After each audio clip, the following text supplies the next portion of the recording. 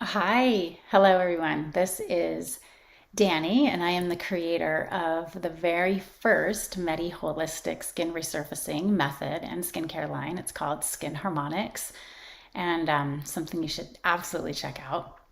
And what I want to get in on this video today specifically is this idea about misting going to the sauna and steaming our skin. Now, all three of these things are things that somehow everybody thinks is really good for their skin and they should just do it. And I want to just give the rest of the story on these three things. And I'm grouping them all together because they essentially are mostly the same thing. And this is for people who are asking, like, isn't it great that I steam my skin? Isn't it great that I do an infrared sauna? Isn't it great that I just mist my skin with water throughout the day?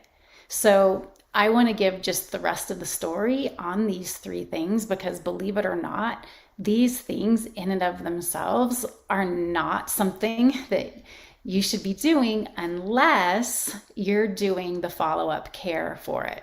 And actually, one of them is something you shouldn't be doing at all. So to go down this list, the first thing is infrared sauna. So an infrared sauna is incredible for our health, and it's something that we should do and we can do. And I know a lot of people that have put them in their homes now, and that's fantastic. And I love me a really good infrared sauna. And this is the rest of the story part. We've heated our skin and we've absorbed in the healing part of the sun's rays, and that's fantastic for our whole body, which is a win for our skin. And what we need to do after that is rehydrate our skin and restore barrier, because heat in and of itself is very dehydrating. It's going to make any water that's in our body and in our skin want to evaporate out. And heat can be very stimulating. And that's something that's pretty special about infrared, is that it's gentle. It gets positive blood flow happening without like burning or frying our system. So it's that yummy, really good heat that gets just the right blood flow going. So we want that. However, we don't want the dehydrating effects for in our skin, topically or internally, because the heat from an infrared sauna, everyone knows, right, that you have to like stay hydrated while you're doing that, or it's just not going to be a net gain, right? So we're hydrating internally when we do an infrared sauna. We go in with electrolytes, we go in hydrated, and we maintain that hydration after we've exited. We have lemon water set up and, really good water, and we're making a point to drink more water internally. Now our skin topically needs the same kind of thing, but it wants it a little different. What our skin loves is that it wants to be receive the water and have it trapped into our skin. And this is where you'll just have to refer to my website, and I'll just briefly go through the layering sequence. But it's a very European sequence, but it's basically warming our skin with warm water, splash, splash, splash, splash, over the sink in the shower. You're really we're warming up our skin, not necessarily with a cleanser. We're not needing to cleanse our skin, but we're wanting to precondition it to receive the water and the barrier restoration. So there's this, so if you're using facial wipes, like that's not it. You might think you're cleaning your skin, but you're really just stripping your skin, and you're also putting weird chemicals on it. So it really does take like an old-fashioned shower and a lean over the sink with fresh water. And then you dry your face, you do a hydrating mist, a true hydrating mist, and then you do a hydrating gel, which is hyaluronic acid and or aloe vera gel, something that loves water. And my hydrating serums all have nutrients in them as well. Another video, right? And then before that water evaporates, we're putting on a layer of oil. So that ideally would be a really dense, heavy moisturizer that has the ability to actually trap water in our skin.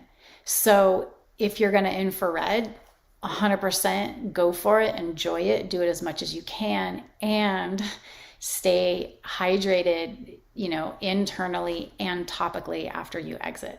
Okay, so there's the first one. Now, the second thing that a lot of people do is they say, I steam my skin. I love it. Steaming is just so good for skin, right? Like, but everybody knows. And I just steam my skin, and I steam it, at night over even a pot of boiling water. They buy a steamer that sits on their bathroom sink, and they just steam it. And yes, and the rest of the story with that is that it's very dehydrating because of the heat, and you're just steaming your skin. It's disrupting your natural acid mantle. So any moisturizer that your skin has in place to prevent evaporation is weakened by the steam. So if you're only steaming your skin, it's basically dehydrating it, and it's not and it's disrupting any moisture barrier that's in place, even if you have one. So steaming your skin alone isn't it. It's if you must steam, and I think it's good once or twice a month to steam. Outside of that, it's the same with exfoliation. Our skin doesn't need more than that in exfoliation. But if you must steam, and I'm not talking, in the shower, it just kind of happens naturally. And we're always, whether it's, you're always doing that layering process. Like, it just comes back to that.